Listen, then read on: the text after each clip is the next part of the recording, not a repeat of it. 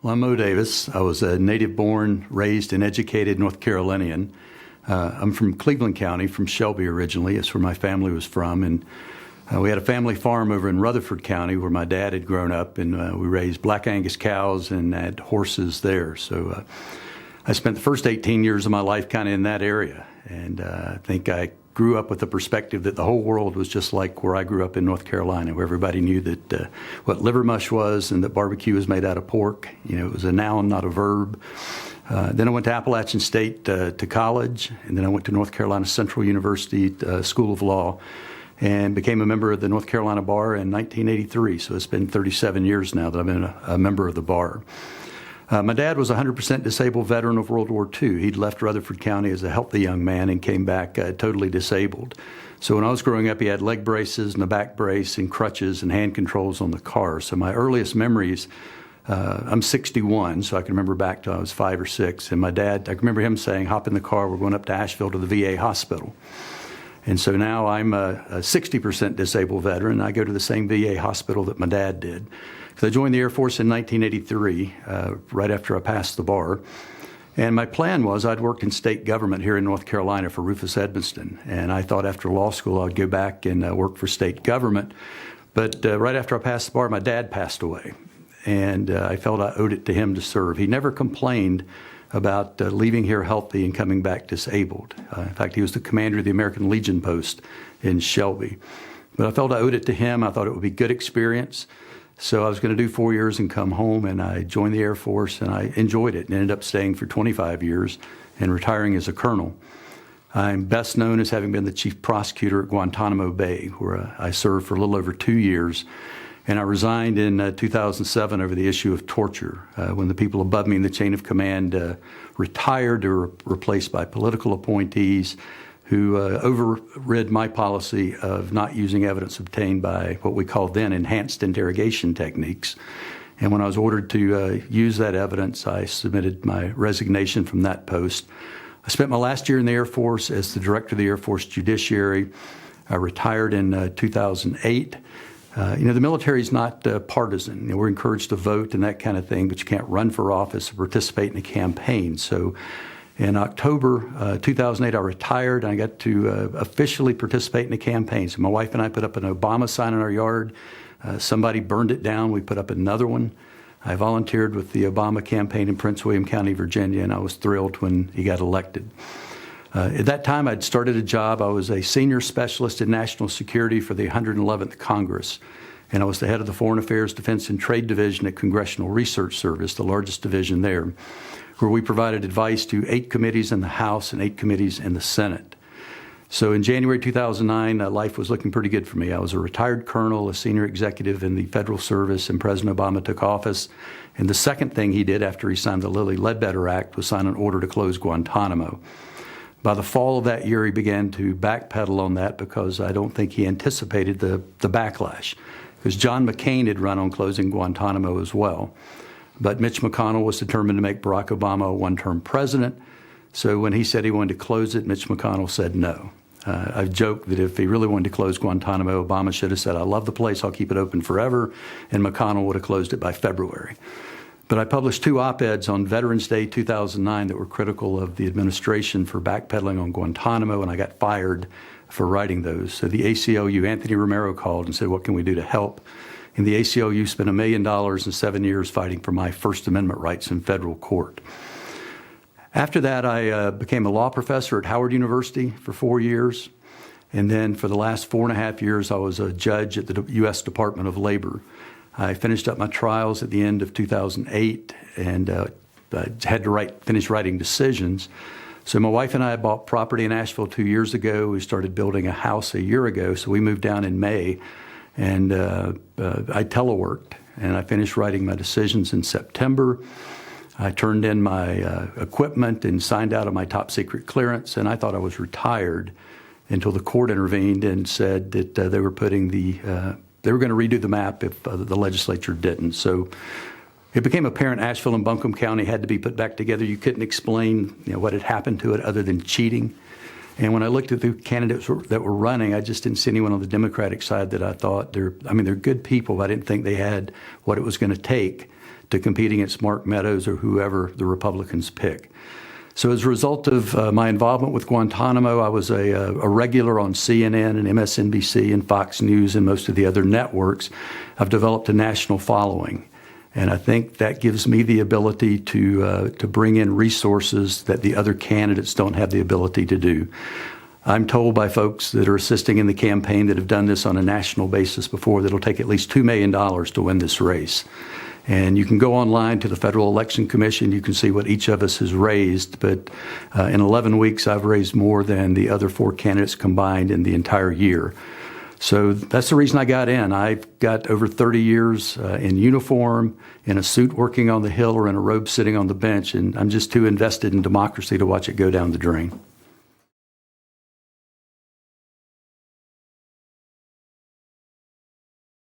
I think most people, when if they've looked at, if they've done their due diligence and they've looked at the candidates, I think when they look at me, they see the Guantanamo part. I would go back to 2003. It became nationwide news that there was a sexual assault problem at the U.S. Air Force Academy. At the time, I was stationed in Montgomery, Alabama. I was the head of Air Force Legal Information Services. It's the technology branch for the JAG Corps. And I got a call from the Judge Advocate General saying that Congress was demanding that the Secretary of the Air Force conduct an investigation and get to the bottom of it. And he asked if I would be in charge of that investigation. So he said it would take about 2 weeks. So 4 months later, we finished the investigation. So I led a team that it varied in size, but approximately 40 people, attorneys and paralegals and investigators that went to the Air Force Academy and did an investigation of the problem. There were reports that women were reporting being raped or sexually assaulted, and instead of punishing the perpetrator, they were often punished because many times alcohol was involved or curfew violations or other things. And so they were being punished for what they had done, and the perpetrators were getting off. It eventually led to a report that we wrote, submitted to the Secretary of the Air Force. We worked 7 days a week, at least 12 hours a day for that entire period, and produced a lengthy report that went to the Secretary of the Air Force and then to Congress. Congress then appointed former Representative Tilly Fowler and did another investigation as well. So the report that we did led to the 3-star general that was in charge of the Air Force Academy was relieved of duty and retired as a 2-star. Many of the others there were reassigned out of their duties. There was a sign there when you come into the entrance that said, "Bring me men." It was a part of a poem. If you read the entire poem, it makes sense, but just the message that it conveyed, because when the Air Force Academy was built, it was an all-male institution, but by 2003 there were women there as well. So I was there when the cherry picker went up and they pried the "Bring Me Men" off the wall. So it was controversial. There were still a lot of old-school Academy graduates that were opposed to the changes that were being made there. There were others on the other side that thought there should be more done. In my view, it's largely a cultural issue. When I joined the Air Force, it was largely a male-dominated organization. You'd go down to squadrons, and there would be centerfolds pinned up on the wall, or Friday nights at the Officers Club, they would have exotic dancers. But the military had changed by 2003, and I think what it really requires is still a problem today, unfortunately, in 2020, is a change of culture.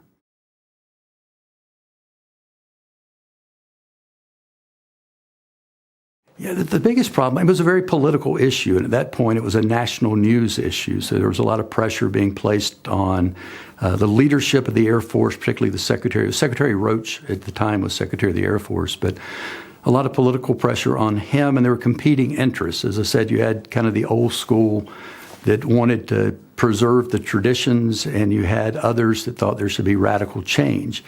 Including taking sexual assault allegations out of the hands of commanders and putting it in a separate channel. I've never supported that. I think you can't say that commanders are competent to handle murder cases and espionage cases and every other type of case except for one category. We're going to give that to somebody else. That's the wrong message. But I think it requires a change in culture. In the military, I've been retired since 2008, so it's been a while, but at least then, in the culture, being known as a child molester or a barracks thief was a real stigma. And I think that's what we've got to do is change the culture where if you prey on your teammate, that you're stigmatized the same way that we used to stigmatize folks that stole from their teammates in the barracks. So rather than preying on your teammates, it ought to be a stigma that you preyed on them. So I think a cultural change is what we need, not a criminal justice change.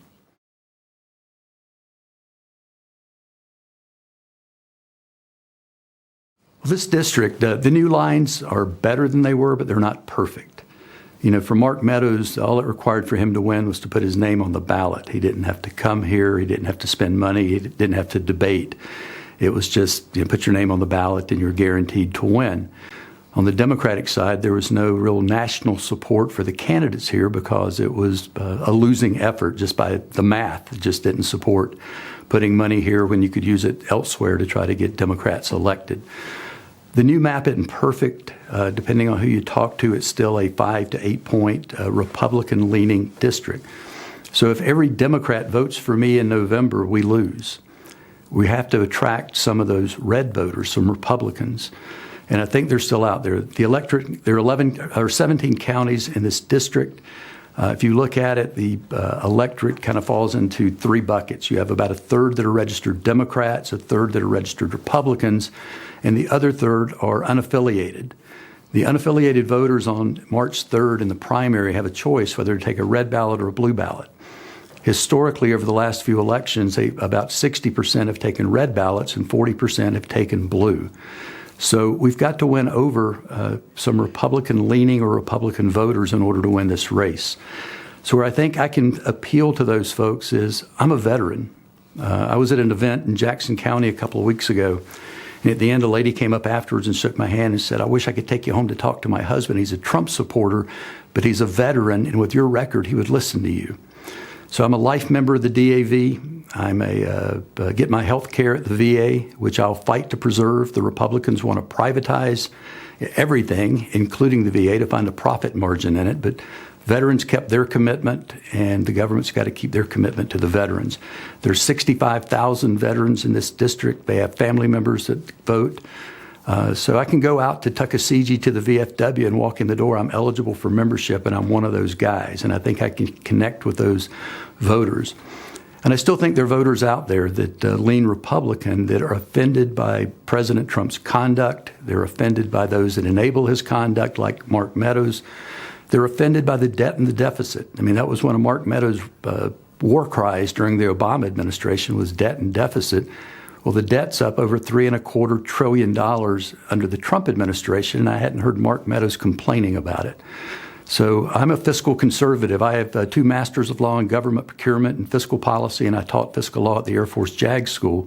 Our system is top down rather than bottom up. Trickle down, people have gotten trickled on rather than trickle down. We need a fiscal policy that focuses on lifting from the bottom up and let the bottom lift the yachts at the top.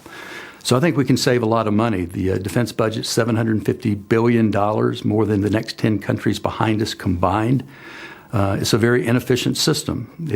We have Congress telling the military to buy things that the military says it doesn't need and doesn't support our national security, but it's in somebody's district and we're told to buy it.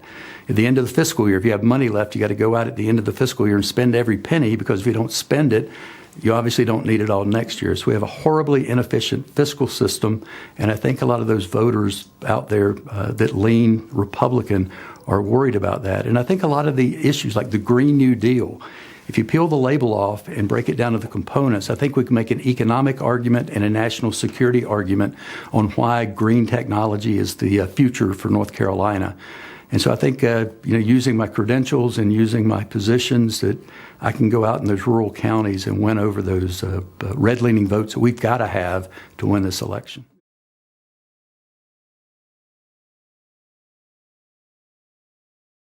Well, as of this week, it's been 11 weeks since I got into the race. I thought I'd retired in September of 2019 when I retired from the Department of Labor, and I thought I'd be sitting on the porch drinking beer and enjoying life. Then in November, when the court intervened and it became apparent that Buncombe and Asheville were going to get put back together, again, I looked at it and said, I've got too much invested to watch democracy go down the drain. I think this truly is the most important election of our lifetime, where we either choose democracy or we accept fascism, because that's where we're headed.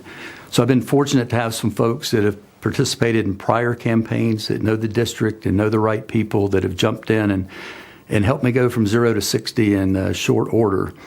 I've had a lot of volunteers. I've been fortunate to, because of my record, I fought the Bush administration over torture. I fought the Obama administration over free speech. I've got a record of having fought both sides when it was the right thing to do. And I think that appeals to a lot of voters in this area. I think that's why Bernie Sanders and Donald Trump were so popular, is that people looked at them as people that would go to Washington and break glass for them, that they weren't beholden to the party. So I've been able to get endorsements from the Sierra Club, from the AFL-CIO Regional Council, from Ambassador Richard Verma, who was Barack Obama's ambassador to India, to Secretary Chris Liu, who was Deputy Secretary of Labor in the last term of the Obama administration, and who had also been Barack Obama's Chief of Staff in the Senate and Cabinet Secretary in the White House in the first term. I've got Lawrence Tribe, who was Barack Obama's law professor and Chief Justice Roberts' law professor, has endorsed me, as well as many people here in the local area. That Gordon Smith, who was on the city council, who had a very progressive record, Emmett Carney, who was head of the Democratic Party here in Buncombe County, and scores of others around this district, including a couple of candidates that are currently running. David Wheeler's running for the Senate up in the northern counties in the district. Ed Halliburton is running for the House over in Rutherford County.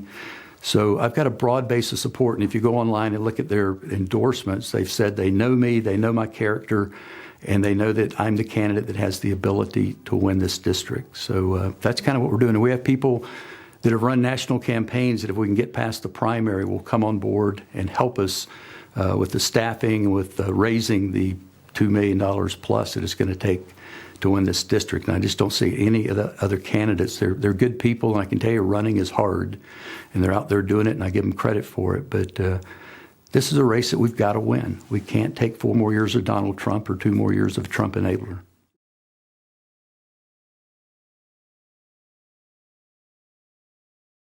There was a candidate forum recently in Deerfield where both the Democratic and Republican candidates were there. There were 9 of the 11 Republicans were there. Even the ones that weren't, you can see their TV ads on television where they all say that they want to get elected so they can support Donald Trump and the Second Amendment and the pro-life movement and all the things that you're going to see with Mark Meadows. In fact, most folks seem to think that Jim Davis, a senator from the western part of the district, is the likely front runner in that pack. He has an ad out now on television where it's him in front of a stack of cheeseburgers holding a pistol, saying the Democrats are going to come take your guns and your cheeseburgers away, and he's going to go to Washington and support Trump and fight for him. Well, I'm a Democrat. I'm a gun owner and a grill owner. So I'm going to stand up and fight against the lies that the other side tells. It's going to be a hard, expensive, dirty fight in the general election. You can just look back at the races that have been run. You can see what the Republicans are doing now, where they're putting money on Democratic candidates here in this state, encouraging voters in South Carolina, since there's no presidential primary there, to go vote in the Democratic primary to skew the result. So the Republicans are going to lie, cheat, and steal and do whatever they have to do to try to retain power. So I'm going to try to reach out to those. Hopefully, everywhere we've been, the Democratic crowds have been huge. We did an event recently down in Polk County. They planned for 100 people and had 142. Buncombe County, we had a forum here. I think there were 200 people. They were lined around the walls. It's been that way everywhere. There's a lot of enthusiasm, so I'm counting on that blue wave. But we've got to have a little more than that blue wave, and I think I can go out and reach those voters that are those old Reagan Republicans that still believe in values and conservative fiscal policy and sensible policies. I don't think it'll take decades to undo the harm we've done the last 3 years. And so that's why I'm running. I think we've got to restore integrity back to government, and I think that'll resonate with the voters that we have to win this race.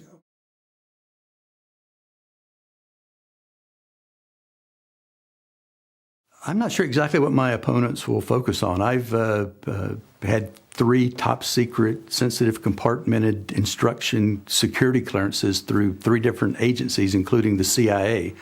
I just turned in my last one in September, so I've been pretty well vetted. My last speeding ticket was in 1977. So they're going to have to make up something to come after me, and they'll do it. Jim Davis did it when he ran against John Snow in the last election out in the Western Senate District. But they can bring it on. I'm going to, not let them get away with telling lies. I'm proud of my record. I've said it, I think, every event we've been to. I'm not running from it. I'm running on it.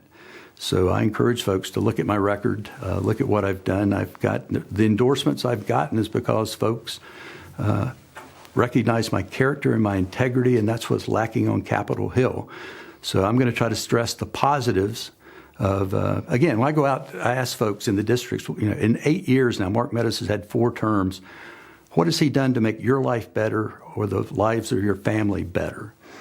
He was on television recently bragging about the Trump economy. Well, the Trump economy might be good on Madison Avenue. It's not good in Madison County. The unemployment rate in this district averages about 3.7%. And you'd look at that and go, wow, that really sounds great. If you look, though, 15 of the 17 counties, the poverty rate is significantly above the national average. So if you have 3.5 or 3.7% unemployment and a 20% poverty rate, it tells me that people are working, but they're not earning a living. The uninsured rate in all 17 counties, since the state legislature won't take the Medicaid expansion, our uninsured rate in every county is significantly above the national average, and our kids rank in the bottom third of the nation in math and reading.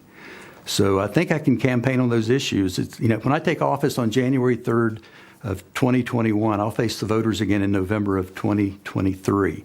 So I'm saying, look, Mark Meadows has done nothing for you. The folks that are running are going to be another Mark Meadows.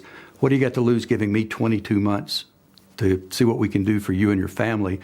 And if I don't, if I let you down, then you ought to hunt me down and vote me out. But give me 22 months and let's try to make North Carolina the proud progressive state it was when I grew up here.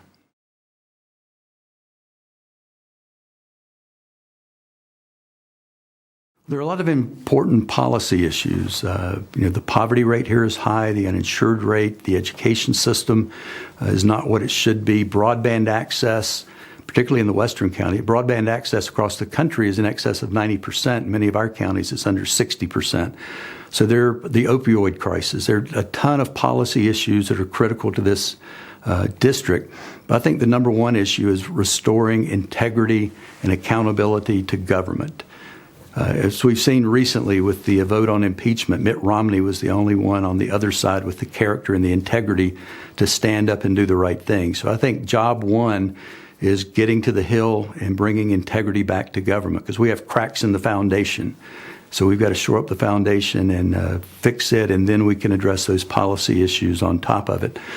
So again, I think I've got a record that shows that, when you look at candidates, you ask yourself, I wonder how he or she will react when faced with those tough decisions. Well, with me, you don't have to guess. You can look at my record and you can see where I fought for the right thing, whether it was a Democrat in the White House or a Republican, and that's what I'll do for this district. So I think we've got to fix the cracks in the foundation, and then we can address those policy issues. But when I grew up here in North Carolina, we had good roads, we had good schools, we had Research Triangle Park before anybody ever heard of Silicon Valley, and the Republicans have rolled back the clock. So it's time to write a new chapter, and I think I can win this race. I'm more concerned about the primary in March than the general election in November, because I'm late getting in. I can't make up for all the events that the other candidates, Democratic candidates, have been to. So if I can get past March, I'm confident that I can take it to Jim Davis or Linda Bennett or whoever the nominee is on the other side, because this is an election that we've got to win. We can't afford to let this district go back to another Trump enabler. When you get to Congress and you're thinking about restoring integrity to the institution, is there anything you can do beyond demonstrating your own integrity to influence the integrity of the organization? I worked in February of 2009. I had been in Congressional Research Service for about 5 or 6 weeks when I got a call from the Chief of Staff of one of the Republican House members asking if I would come over and meet with him and his Democratic counterpart. There's one committee that has not a chair but a co-chairs, and that's the House Ethics Committee. So I went over in February of 2009, and they asked, I met with the two representatives, a Democrat and a Republican, and they asked if I would be interested in becoming Chief of Staff and General Counsel for the House Ethics Committee. And I told them, I said, look, I just started a job at Congressional Research Service. I like it. It's the exact same pay as this job. But I said, if you're serious about cleaning up Congress, then yes, I'd be interested in taking the job. If not, then I'd just leave me alone, let me stay where I am. And I never heard from them again. So in addition to holding myself accountable, the House has to hold everyone accountable for their conduct, their behavior. You know, we've had members of Congress that have been convicted and awaiting sentencing, and they're still serving. So it's not just restoring integrity and me displaying integrity. It's the institution that has to insist on integrity. They haven't held the president accountable. You know, Congress is supposed to be a check and balance on the presidents, and they've advocated their responsibility to do that. But they've got to restore their own integrity first before they can insist on holding the chief executive accountable. Okay, good. Thank you. Finally, what's the most important thing that you want the voters to take away from this discussion? Well, what voters will take away from this is that I'm the person they should vote for, that I'm here to fight for them. Please look at my record. If there's any questions, our website, it's Moe Davis for Congress, MoeDavisForCongres.com. There's a link on there for information. If there are any questions, I'm getting swift voted by some of the other candidates who don't have a record to run on, so they're trying to run down mine. If there are any questions, contact me. There's nothing I won't answer for you. But I think it's critical that we win this election, and I think that I think I've got the record, the reach, and the resources to win this race. So I'm asking voters to get me through the primary in March, and we'll win this thing in November. And I think one big advantage I bring to this is, as I said, I worked at Congressional Research Service. When the new members are sworn in on January 3rd, at the end of the week, they'll put them on a train and take them down to Williamsburg. It's called the New Members Orientation. That course is conducted by the Congressional Research Service where I worked. I was on the train for the 111th Congress and helped train them. I advised 8 of the committees in the House and the Senate. The recent impeachment hearings that were in the SCIF, in the classified facility, I had the badge to access that room, and I've been there for briefings and to do briefings. So when I get to the Hill, I think I can leverage that to get good committee assignments. I think the Speaker will want to, if we can make this district blue, we'll want to try to keep it blue. And I think with my background of having worked on the Hill and advised the committees, that I come in at a much higher plane than any other candidate. I've written legislation. I've testified before the House. So I've got a record that I think will be advantageous to the district. And again, I'm a 60% disabled veteran. If it takes the other 40, I'm willing to give it to you, but we've got to save our democracy.